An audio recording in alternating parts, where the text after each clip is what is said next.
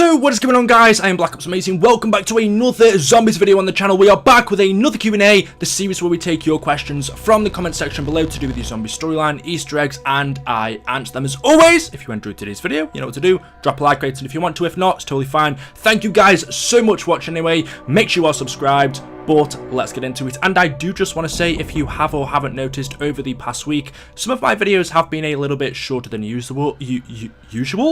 I can't even talk today. I've had a week off. I had to pre-record a ton of videos, so that's the reason. But I am back, so let's get into it. Here we go. Anyway, the first question of the day is from Lewis Coates, and he says, "Hey BOA, I have a question. Why can 1.0 Dempsey know how to break the fourth wall?" Any answers? So breaking the fourth wall is Dempsey's speciality. He is the only character out of the PRIMIS or Ultimus crew that does this. Breaking the fourth wall, if you don't know what this means, it is basically breaking the barrier between us, the player, and those in the game. If you imagine yourself, let's say, in a theatre, the fourth wall is an invisible wall between you, the audience, and the people acting on stage. They can't see us, but we can see them. I suppose you could also look at it as the television screen. We can see into it, we can see what's going on, but they can't see out. They think they are in their own world. Little do they know there are people on the other side watching and, in this instance, controlling them. But Dempsey is the only character out of the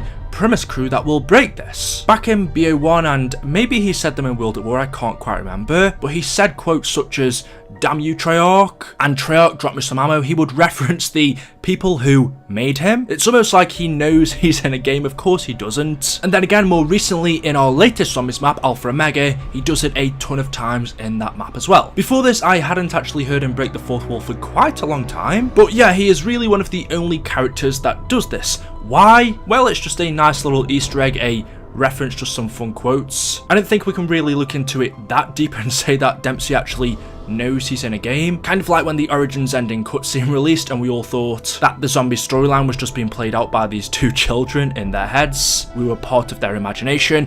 We found out that wasn't true later on, and although Dempsey breaking the fourth wall does seem familiar, kind of like the characters are just in a game, however, to me they are just some fun, meaningless quotes. Lincoln Clay says, "Hey BOA, since Dr. Monty knows what the crew is up to, does that mean we won't have power-ups and perks? Also, will Samantha help us now?" Now, this is a very interesting question because it was only at the end of Alpha Omega that Dr. Monty discovered what the PRIMIS and Ultimus crew were up to. It was only in the ending that happened. We know that Dr. Monty provides us with the perks. No, he didn't make them, at least not completely on his own. He did assist Group 935 back in the days of Black Ops 1 and Kino del Toten and Derice when they were being developed. Dr. Monty did help with that, but we know ever since the zombie outbreak began, back in Derice and Origins, it has been Dr. Monty providing us with not only moving the perk machines around, putting them in every location that our zombies characters go to help them out. He's also been teleporting the Pack-a-Punch from place to place to make sure our characters can use it. And he is the one who gives us the power-ups such as the max ammos, the insta-kills, the carpenters, the double points.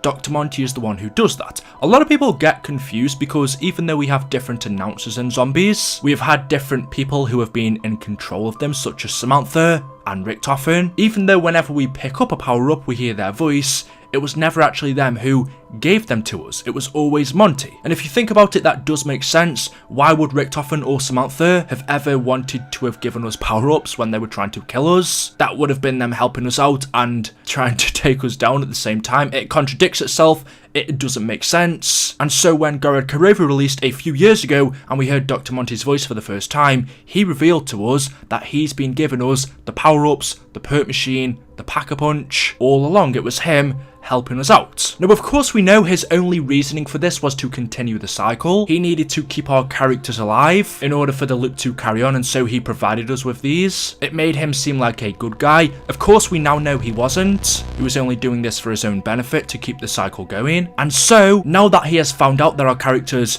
know his actual plan, and we've seen him kill Maxis in the ending cutscene, we know in DLC 4 we are going off to the Great War and then to Argotha to take down Dr. Monty. Surely in DLC 4, in our next final Ether map, he's not going to help us out. That would essentially be him aiding his own death. And so the big question is, how exactly are we going to get our perk machines, Pack-a-Punch and power-ups in DLC 4. It was always Dr. Monty that gave them to us. And not only that, the mystery box and the chalk drawings of our weapons on the wall as well. How are the crew gonna get access to all of these in DLC 4? Honestly, I really don't know. We do have Samantha on our side, so since she still seems to have her powers, or actually we've definitely seen she does, she ends up destroying Nuketown in the end, which explains why it ends up the way it does in the original Nuketown on Black Ops 2, that's why it looks different to the one on BO4, but maybe Samantha has the ability to teleport the perks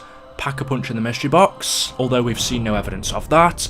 Possibly, the crew will find a way using the actual MDT teleporters. I've said many times before, is it possible that the Shadow Man could help us out? Yes, he is evil too, but maybe he will help us to take down Dr. Monty if we find a way to trick him, manipulate him, and then we can kill the Shadow Man after. Honestly, I'm really not too sure. I know some people do get confused and say, well, Dr. Monty was helping us out in Alpha Omega, and we were trying to kill him there, but he didn't know about that until the end. And after the ending cutscene plays, we know that is where the map ends. It doesn't let us continue to play, so I'm sure if we were allowed to carry on after completing the Alpha Omega Easter egg, the way in which we get our mystery box and weapons would totally change. Dr. Monty would take them away instantly. But yeah, let me know your ideas and thoughts in the comment section below. How exactly are we gonna get all of these things that we need in DLC 4? The next question says, how do people actually turn into zombies? Because our crew are exposed to element 115, but they don't turn. Now this is a very good question. Why don't our PRIMIS and Ultimus crew turn into zombies? All throughout our zombie storyline, they've been exposed to so much element 115, in fact, probably more than anyone else. Yet them, along with Victus and a load of other characters, don't turn into zombies. So how exactly does it work? Well, the other day I made a video on the first zombie where we learned that back in 1939, Doris, when Maxis and Richtofen were doing their first teleportation experiments, they teleported a test subject, and when they returned, their chemical composition was altered, leaving them catatonic and changed. And so using element 115, Maxis and Richtofen resurrected this person for the first time. And then we go over to Origins in a different dimension and timeline, where some things are slightly altered. We know the situation with Group 935 is different, and how the zombie outbreak started is different, but still on July the 1st, 1917, following the installation of element 115 powered generators, reports surfaced regarding ancient figures emerging from the dig site. So we learned that back in Origins, element 115 resurrected dead people that had been laid to rest here hundreds of years ago from the Great War. Again, this is showing us that it's element 115 that creates the undead. And we also know it was the same with Maxis back in Origins. Richtofen killed him because he believed that he had been affected by element 115 just like everyone else on the dig site. And so before he could turn into a zombie, Richtofen killed him, removed his brain and put it inside of the Maxis drone. So if there's all this proof that it is the exposure to 115 that turns people into the undead, then as you say in your question, why have our PRIMIS, Ultimus, Victus and other characters in our zombie storyline not turned into zombies? They've been exposed to so much element 115, probably more than all of these characters that have turned into the undead. They've been exposed to it the most, yet they are still alive. Well, from what we've seen, to me at least, it could be that you have to be dead first in order for 115 to resurrect you. If you're alive and exposed to element 115, it is going to have side effects on you. We know that our Ultimus characters already suffer from things such as memory loss and delusions. Element 115 does have effects on you when you're alive, but it seems that in order for it to turn you into a zombie, you first have to die. So if our PRIMIS and Ultimus crew were to be killed and then exposed by 115, maybe then they would turn into the undead. But as we know, every time our characters are killed in zombies, since they have been trapped in an infinite cycle, Monty resets things and sends them back to the beginning when they are alive again. Our characters may well have died sometime throughout zombies. Possibly they have turned into the undead themselves. It's just because they are stuck in this loop, every time they die, it is reset until they do what they need to do. Some people have also said, well, what happens if you get bit by a zombie or they scratch you? Does that turn you into one of them as well? Well, we know from in-game quotes our characters have been bitten many times. I specifically remember ones from Misty or the transit crew when they get hit, yet they don't turn into the undead. If we look at, let's say, Sophia back in Kino der Toten, we know that she was attacked by one of the zombies, and when Maxis learnt of this, he transferred her brain into a robot. Now, exactly why he would do this is strange because